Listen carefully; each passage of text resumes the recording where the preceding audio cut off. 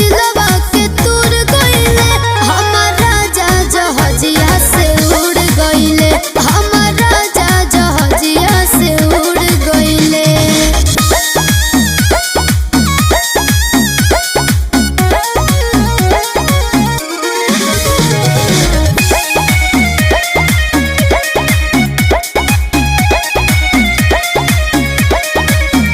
कैसे काटब बिना उनके रतिया, इहे सोची तो धड़केला छतिया।